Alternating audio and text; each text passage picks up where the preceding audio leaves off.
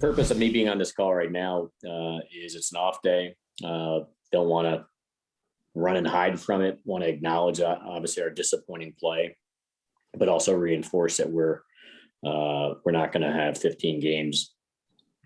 Have us adjust course. Our message to our players and therefore our fans is we are going to fight our way out of that start, and hopefully by the end of the month you'll see a more reflective record that gets us back online and gets people's confidence back to where it should be.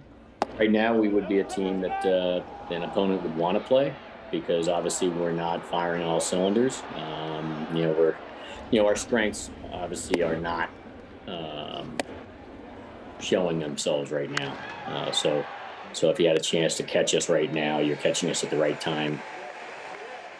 Yankees GM Brian Cashman. The Yankees are off to a 5-10 start. Now, on this show especially, look, we recognize this is not the George Steinbrenner era where heads must roll. They're 5-10, but they're 25th in runs scored.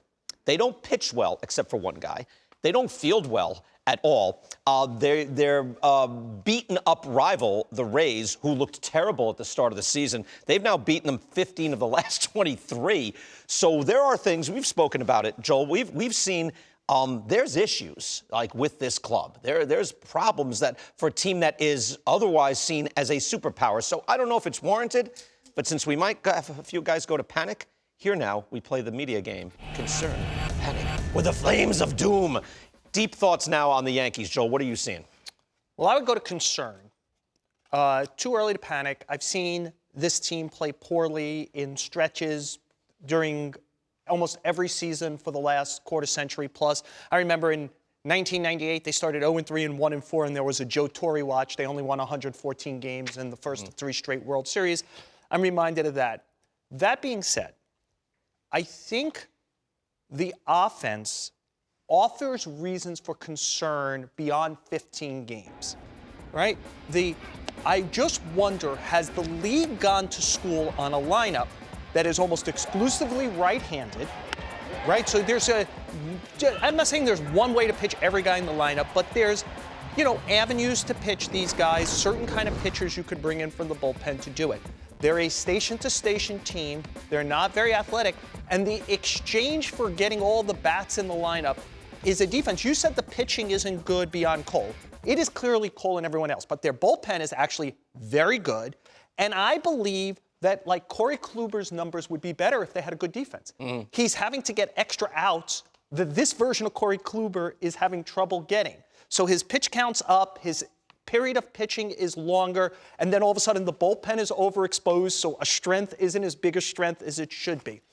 The lineup, if you just want to look, the number of fastballs against them dropped. It's sport-wide. Fastballs are down, but against them, it's dramatically down. And what we're seeing is an incredible amount of balls on the ground, an incredible amount of, double plays. Here, just look, this is the, number of fastballs, non-fastballs they're seeing.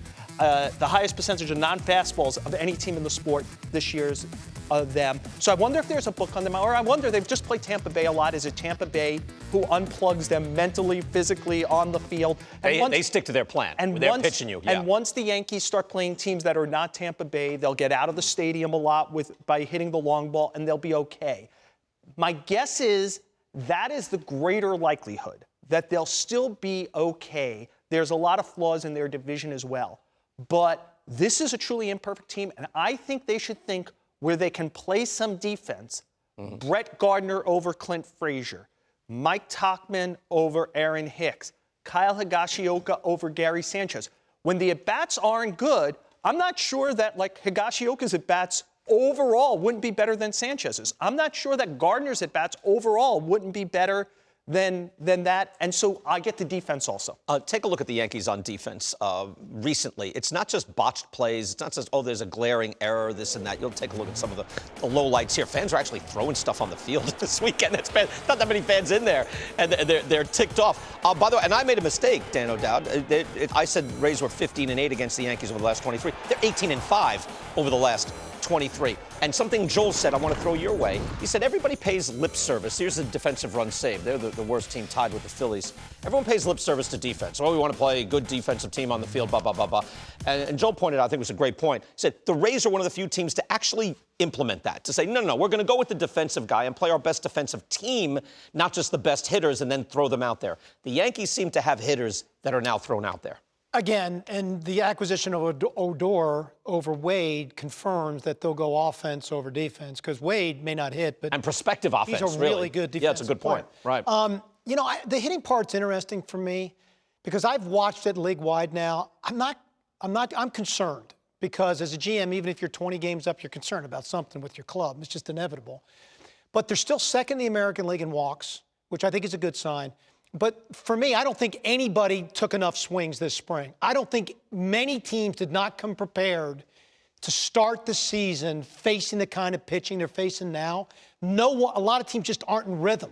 They're uncomfortable at bats. There's not a lot of rhythm. Poor balance in their swings. Their pitch recognition of chasing outside the strike zone is high.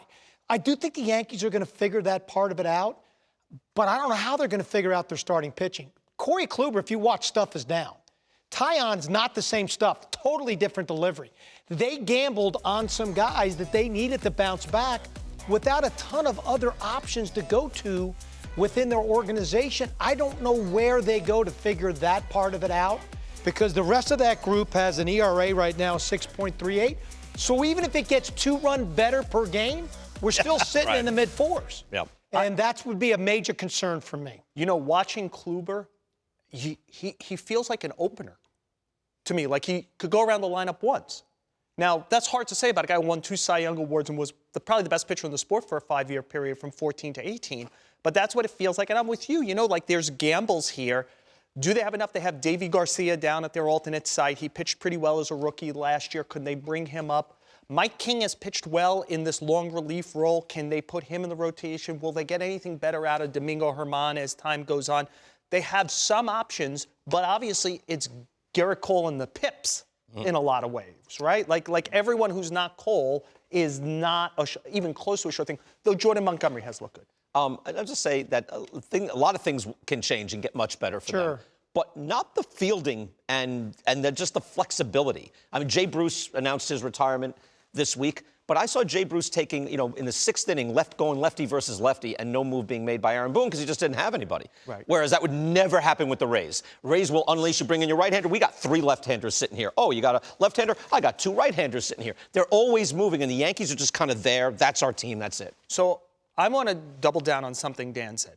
I think when they signed Odor, they doubled down on their problem in everything but he's left-handed. Like, they're overly right-handed. They're like, let's bring in. But he's just another all-or-nothing hitter who's not a very good defender. And Tyler Wade has regressed a little as a player in almost every way. I would say they have a guy named Kyle Holder down there. He cannot hit at all, but he could field. Like, at some point, to the Rays thing, play him in the 8th and 9th inning when you lead. Right. Get Torres off a shortstop. Like at some point, commit to the idea that you want to help your pitching staff by doing more than hitting home runs on one side of the ball. Right. No, good point. If you watch the show from start to finish, I know everyone flips around and stuff, but there's a theme that evolves through this show. And we're talking single game baseball, things that Mookie Betts does these winning things here and there. He's also a great player. But the Yankees aren't very baseball-y, right? It's like, and it's hidden. And you're like, oh, there's Joey Wendell, there's Chitsugo. How good are the Rays? No, they're a good baseball team. So all this theme kind of goes together in trying to build a winner, not just accumulating production, which now we can measure, fairly accurately.